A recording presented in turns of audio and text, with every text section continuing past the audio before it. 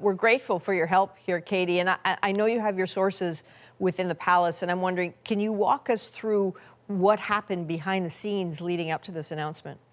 Well, it was all a bit of a shock, to be perfectly honest. I was told that he was recuperating really very nicely at Sandringham, and that this diagnosis has come as a real blow for the king. In fact, he was apparently very impatient to get back to work and looking forward to getting back to work. I think it's fair to say that it struck people as unusual a few weeks ago that the palace was so open about this diagnosis of an enlarged prostate. It seemed odd for them. So a lot of disclosure then, not as much now, aside from the basic human desire to have some privacy when you're dealing with a terrible diagnosis like cancer.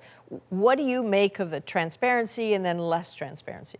I think the transparency in the first instance was unprecedented. I suppose people are probably wondering why not say what type of cancer. Possibly it's just a personal choice. But I think, having done this job for many, many years now, for them to actually come out and say it's cancer, they didn't have to do that. I think that's transparency enough. I know from sources close to the king who have said that his recovery has been really, really good so far. You know, he's determined to be back on his feet as quickly as possible. This is a king in a hurry.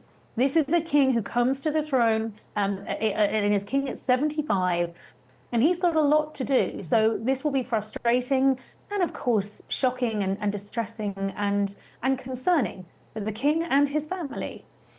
There's work to be done, right? You now have 3 senior members of the royal family stepping back from public events for a while, including possibly a tour to Canada and Australia. How odd is this moment, and what do we know about who will be dealing with the work?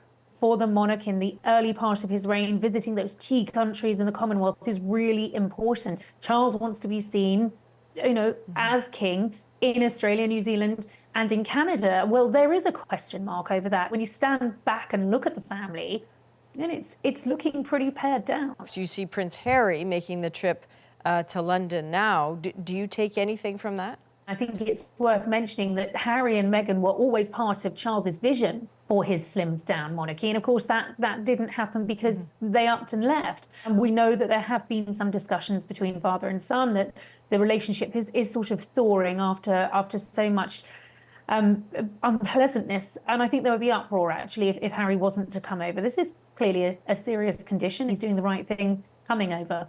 All right. Katie Nicholl, as always, we really appreciate your insights. Thank you very much. Thank you.